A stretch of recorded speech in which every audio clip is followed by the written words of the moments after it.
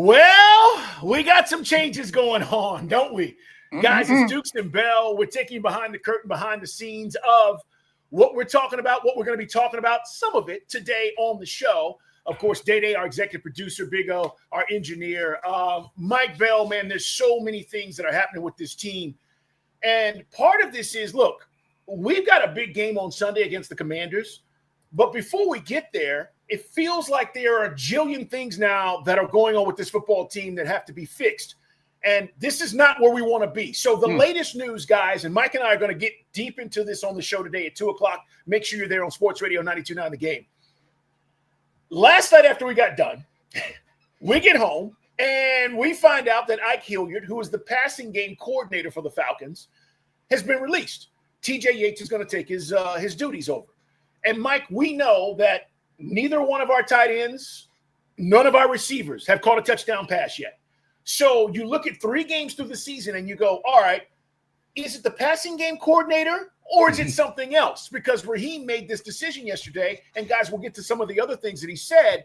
But This was big news because this is the first time. We're 3 weeks into the season, and you're already letting guys go on your staff. Yeah, and I mean, my first reaction was you're kind of scapegoating him for the bigger picture. Zach Robinson and the way he calls an offense. I mean, it wasn't like, Carolina, we took on the 85 Bears. They took some things away, but then you got a counterpunch. And the receivers certainly have not looked good, but I attribute that to some of the injuries. I think that, certainly Drake has been banged up. Mooney's been banged up with a shoulder injury. We don't know if he's 100%. But, yeah, some of those routes didn't pass the eye test. Okay, so have a come to Jesus meeting. You're going to fire Ike Hilliard? I know it's kind of like the Braves firing a third base coach. Seems like a bit of window dressing. We will talk to Coach Raheem Morris on Wednesday. Carl and I'll be up at Flowery Branch. But my first reaction was just scapegoating a guy that, and I don't know how that plays in the locker room. As if everyone goes, oh, crap, or guys go, what's that up? What's up with that? So we'll see.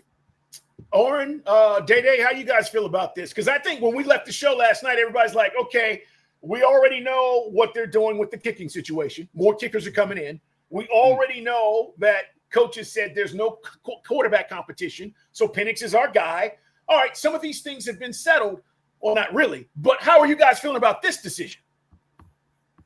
Well, I honestly, man, I was shocked because I really thought that the move of moving Zach Robinson from the coaching box to the field was kind of maybe the right, the step in the right direction to kind of maybe see what's going on. Because I honestly just felt like it was more so a play calling thing that we're really having some issues with. And particularly for me, and we talked about this kind of offline yesterday throughout the show. One of the things when we had Alex Zetlow on from Charlotte Observer last week, he told us the Panthers are struggling with tight ends. Tight ends have been eating them up.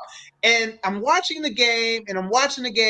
Kyle Pitts has 2 nice catches that are right there in the middle of the field. And I'm like, okay, maybe they saw the tape. But then they go away from him. He had 4 targets the rest of the entire game. Exactly. So to me, I just felt like it was more about play calling. So when I saw this move, to Mike's point, I just kind of felt like this kind of just seems like we're just going to draw straws and see what the straw says is the move we should make. And unfortunately, Ike Hilliard was on the bad end of that straw. So it was a very strange move, in my opinion, because I thought it was more about play calling.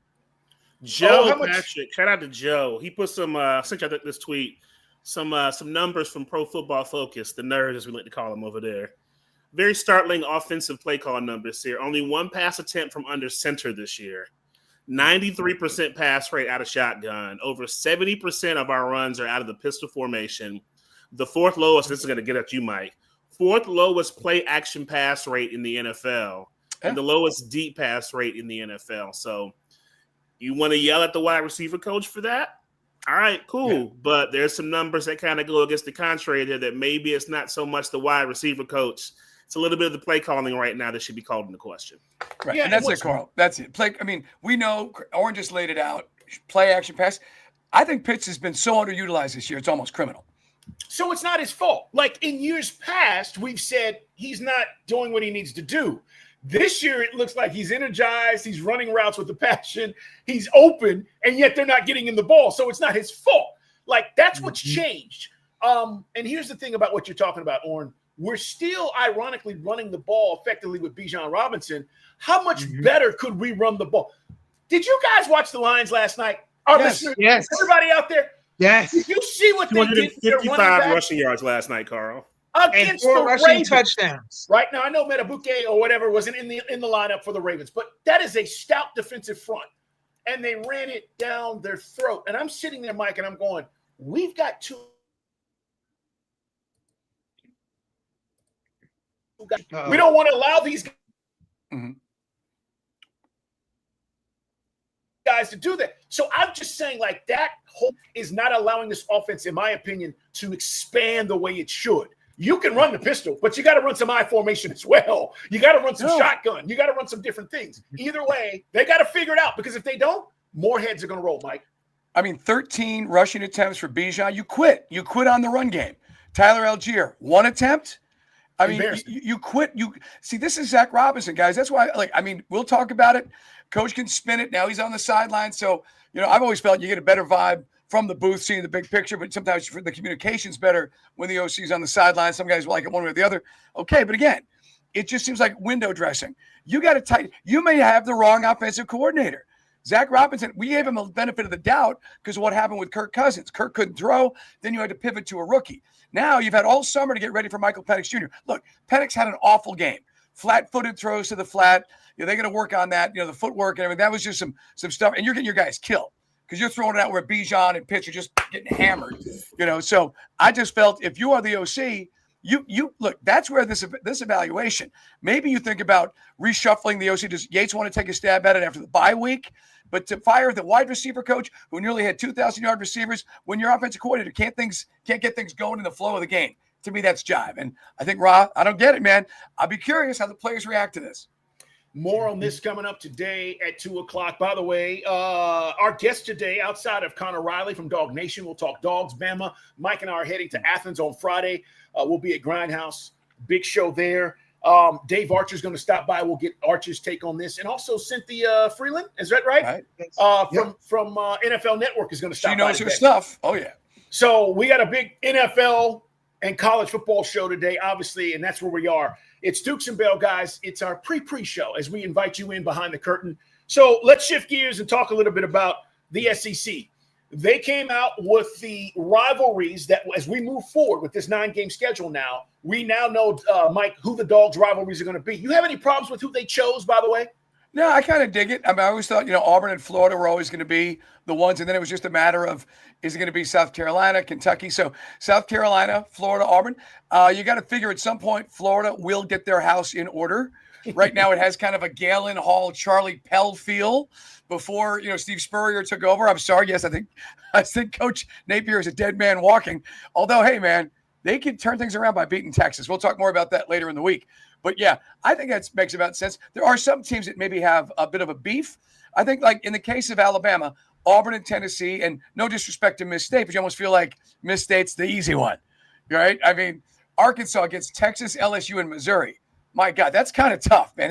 There's real no easy way out in that one. So some of the schools maybe do, if you're Texas, A&M, Arkansas, Oklahoma, Carl, it's kind of like a cross between the old Big 8 and the old Southwest Conference. It is. And look, I think regionally, right, this is what they're trying to do. This makes sense. LSU, Florida, that doesn't make as much sense as right. LSU, Texas A&M, right? You're making this much more of a regional thing, which is great because you've got fan bases that grew up watching those teams play each other. So I think they made the right decision. As far as Georgia, I do think they're getting off a little bit with South Carolina, right? And that's just not this year. I just feel like that is not as maybe hard as some of these other natural common opponents that we see some of the other teams are getting. Either way, SEC's making this move. We're going to talk about the ACC in just a minute. Day, what do you think, man? Georgia, they get the right end of the stick on this thing? Honestly, man, I would have really liked to see either Oklahoma or Texas become one of, Georgia's annual over South Carolina. I just feel like for those two programs coming into this conference, I really feel like, it's important for them to kind of stack themselves up annually against an Alabama, against a Georgia, the premier teams of the conference to really kind of cement themselves as teams coming in that are going to be competing for the conference championship year after year. So I was a little disappointed, and that's just me. That's just my bias. I was just a little disappointed to not see Oklahoma or Texas kind of be one of those annuals for them. Oh, I mean, the natural rivalry with South Carolina is great, but like Mike is saying too, at some point or another, that game's going to get to be like it was, I guess, kind of at the beginning of the Kirby reign Right. here, where it's just you can chalk that up as almost an automatic win. So that's the one I have issues with. And I get Day-Day's point too, the fact that you like to see. I mean, you've gone out the way now to kind of add these powerhouse teams like a Texas and an Oklahoma to this conference. At some point or another, you'd like to see more of these marquee matchups like we have this year, for example. More of those marquee matchups with the Georgias and the Texases and the Georgias and Oklahoma. So, right. I mean, they only had double-digit wins 3 times, and that was Spurrier. That 11, 12, 13 season with 11 wins. So it is almost, and again, no disrespect, because I think Shane Beamer's doing a great job, but there's almost like you get the 2 alphas and the beta, if for everybody. And I'm with you. I mean, it would have been cool with Texas, but man, that would be akin to what Florida got years ago when they pinned them with LSU. It's too much.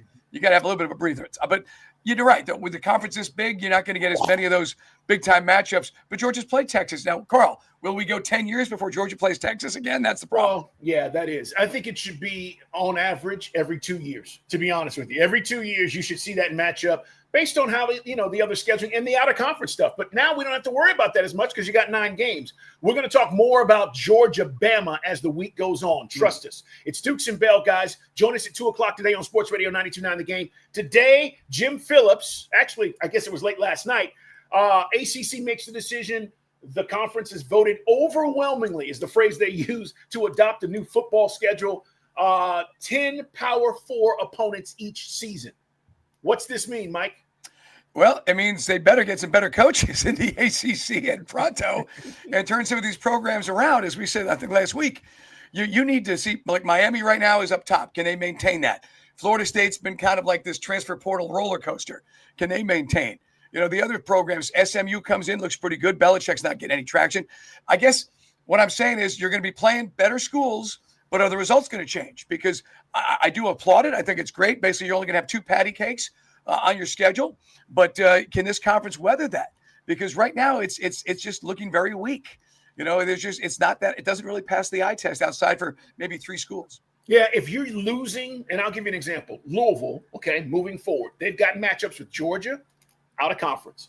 Texas A&M, out of conference. They also play their rivalry with Kentucky.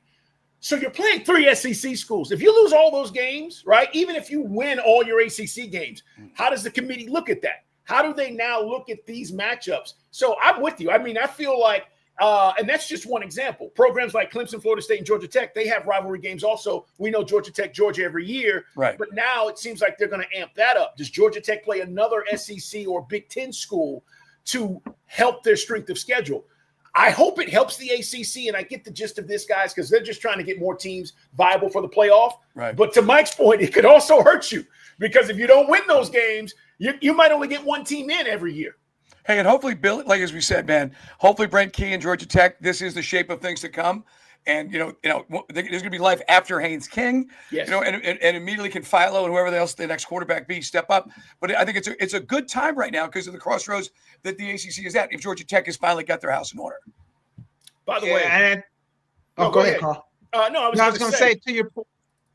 Go ahead, Jay. No, I was just going to say to your point with Tech, now to your point, like you said, if you see them playing, obviously they've already got Georgia.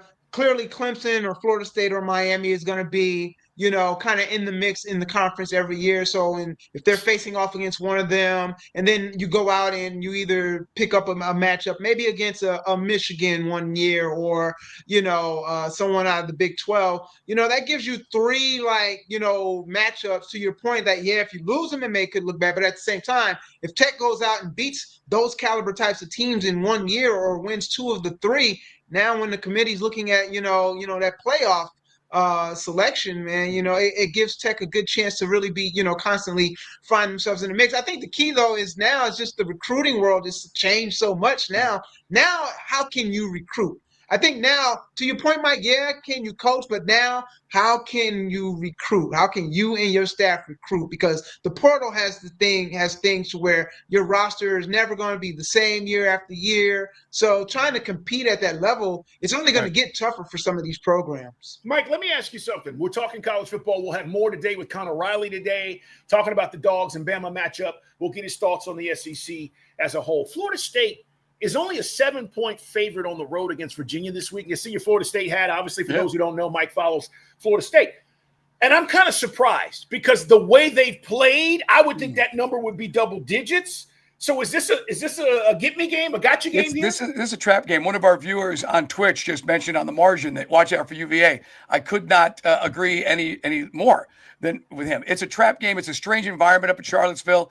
It's almost like they lull you into sleep, Carl, because it's so laid back. And even going back to Warwick Dunn coming up short and snapping the ACC win streak all the way back in the mid '90s, UVA has always been a funky game. So yeah, I think UVA they're 3-1. Yes. So, and they did lose they lost to NC State. That's what's so strange about trying to figure who they are. But they went out and put a big number on Stanford. So I do think this is a trap game for Florida State. I know that, look, Tommy Castellanos in this Gus Malzahn offense really does seem to execute it perfectly. Is he healthy? And that's the thing. He got banged up, rolled his ankle, and a lot of folks are like, uh-oh, on that, because if he can't do his thing. Defense, they're blitzing when they need to. Their secondary has given up some big plays. So this is a scary game. And, of course, looking ahead because Miami is a following weekend in Tallahassee. While we're talking about the ACC, Georgia Tech winning at home is one thing. Going to Wake Forest this weekend, expected to win by double digits is another. They're a 14-point favorite. So we're putting it out there. I mean, we'll talk Tech later in the week, but that's interesting as we talk about how this looks down the road for the ACC, trying to add another game, and they will. And how these teams schedule. Guys, we are back at 2 o'clock on Sports Radio 92.9 The Game. Download the app, by the way. If you don't have the Odyssey app, it's free. You can listen that way, stream us, and make sure you click for our content, guys, and follow Dukes and Bell so you can see all of our interviews and everything. All right, we're out of here. We got to get out of here. 2 o'clock. We'll see you guys there. Lots of Falcons conversation with you here on Sports Radio 92.9 The Game.